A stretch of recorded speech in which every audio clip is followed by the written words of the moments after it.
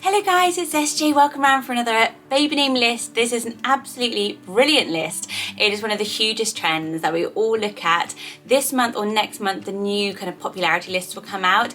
Last year, it was so obvious how Netflix had basically influenced our baby name choices, with Ada and Arthur from Peaky Blinders being the big kind of hitters. So I've had a look with you guys as well at what are the huge shows of 2020. I think this trend is going to be even bigger. Of course, we've all been in lockdown, we've all been watching a lot more, and there's been some amazing names on some brilliant shows that probably came to mean quite a lot to me during lockdown. I think I'll always remember these shows because you got kind of quite invested not seeing anyone else. The best news of all, this is a sponsored baby name list, so a humongous thank you to our friends over at Surfshark. Surfshark is going to be absolutely vital for you this summer. I'm going to tell you why. There are two huge reasons. But first of all, I wanted to let you know that Surfshark have given us one of the best codes that I've seen. We get 85% off as well as 3 months free. So all the information will be on the screen and in the description box. So Surfshark is a VPN, which is a virtual protection network. So as we're online, probably like me, you've noticed how much kind of background information we're giving away about ourselves as we surf online. And with our children going online more over summer, with us spending 6 to 8 hours online on average, working from home, where our networks may not be as secure, this is an essential purchase really for having that virtual protection. It will ensure that your photos, your videos are all encrypted. Second to that, it also unlocks Netflix. So I know that we're a global community, and did you know that on Netflix, each kind of country has its own list of films and TV shows, so you can only access your country's one. But if you have Surfshark, it unlocks 10 more countries for you. So it means you can watch a whole wider range of TV shows. If you're missing out on some of the British classics, some movies are just available in other countries. Also Disney Plus, Hulu, and a whole load of others, Amazon Prime, all that great stuff will be unlocked for you as well. So do go ahead, take use of the code. Again, a massive thank you to the lovely guys at Surfshark for looking after the community here by giving us 85% off and an extra 3 months on top of that, totally free. Yay. So on with my name list, the show that I'm loving, that we're kind of halfway through now, is Sex Education. It is kind of confusing because it feels like it's set in the US, but it's actually British and it's in Wales. And it's all about kind of high school. I love a high school coming of age drama. They're always my favourites. And the main characters are Otis and Maeve. Otis and Maeve are kind of like friends. Kind of, you know, it's a tragic love story, you know, and one falls in love with one at the wrong time and all that good stuff going on. But the names are just absolutely timed perfectly. Both are booming up the charts already, and it's set, I think, to be our top risers for next year. So Maeve is an Irish name. It is short and simple. It's kind of one of those vintage classics that a few years ago no one was talking about the name Maeve, and it's shot back in. It went up 18 spots in 1 year, which is a huge amount of movement in our kind of quite static name list, but it's still only at number 507. So do you think, like me, it's going to be in that top 500 this year? I know a couple of baby Maeves. She was a warrior queen of Ireland. It really suits the character as well, and the more I hear it, the more I just absolutely love it. And with Mabel being so popular, I think that Maeve will have its moment this year.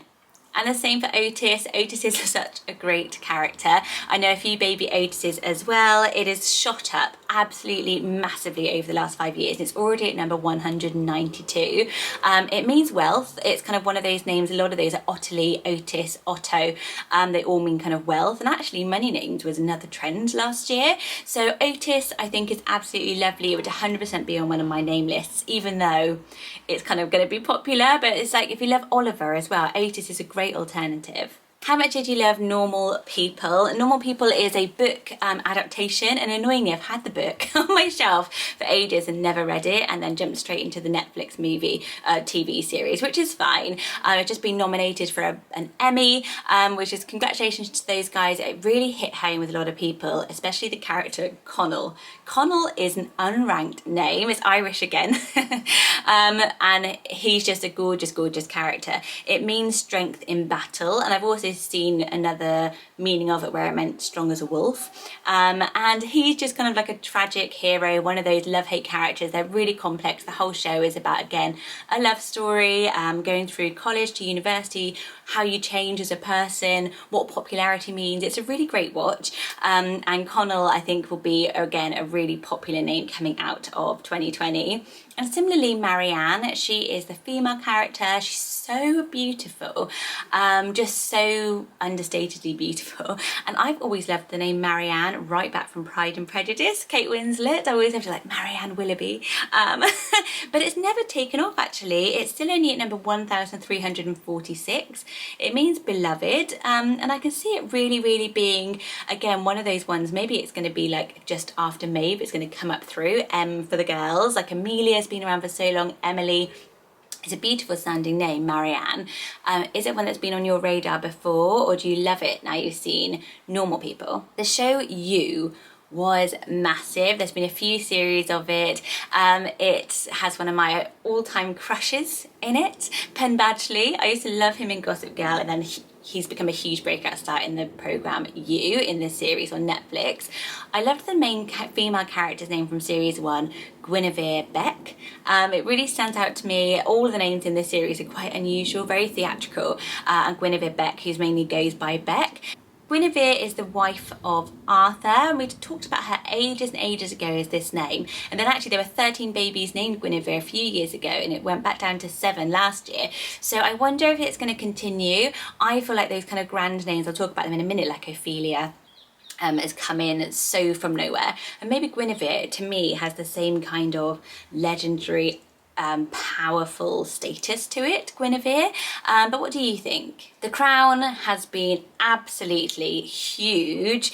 Our fascination with the royals has not gone away at all this year as well, with the whole Harry and Meghan, William and Kate doing so much here as well. Yeah, absolutely top of mind. So The Crown, I think, will be an interesting one. For me, it has made me fall back in love with the name Margaret, Princess Margaret. I just love the name. It's so lovely, and it's been out of style for a while, whereas Elizabeth was more well known. It has kind of stood the test of time, with all the nicknames like Lizzie, Eliza now being more popular, but Margaret, it's kind of sat on the shelf a little bit, and I just love it. I love it as the long form. The nickname, of course, then is Pearl. Pearl has become more popular recently. Margaret by itself is still at number 392, so it's kind of like a vintage beautiful choice. You could obviously go by Maggie, but I think that it would definitely be on my list, Margaret. I can just see my daughter, she's Evelina, and I love long names. I can see her as a Margaret.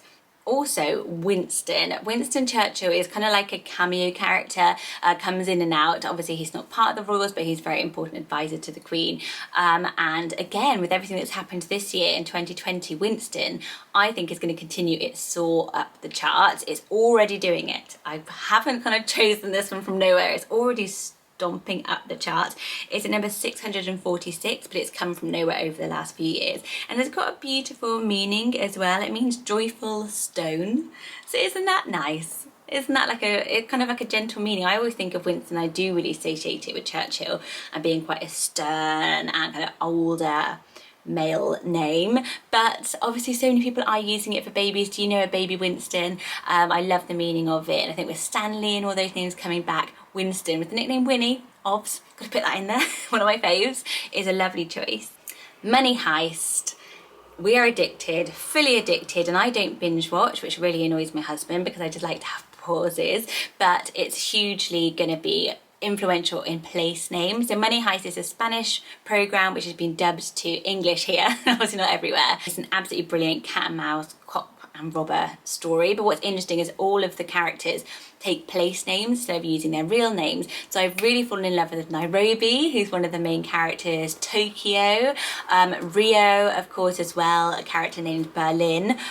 He's a bit of a bad guy, but just listening to how the cities so quickly become names and really wearable. I think the name place trend is going to be huge again this year. We're obviously all missing out on travel, so it's kind of strange, but places names like Florence is one of the biggest ones, has always been something that is special to us, and I think we're broadening ourselves out. Money Heist is a great show and a great place to go for name inspo. Ozark was huge as well. It's about money laundering. We've started Ozark. We haven't got through so much of it. We're really bad because we sort of watch like 4 episodes or something, then we'll jump on, and then we have to come back, and then it's like, we're like, no, let's dedicate ourselves to 3. for different moods. But Ozark, we did start watching it, and I love the name Jonah, which is the name of the son in Ozark. It means dove. So again, it's one of those lovely Hebrew names that are so popular, like Noah, Ezra, all of those. Jonah is a slightly outsider one, at number 144, so it's not massively popular. It'd probably be the only Jonah in his class.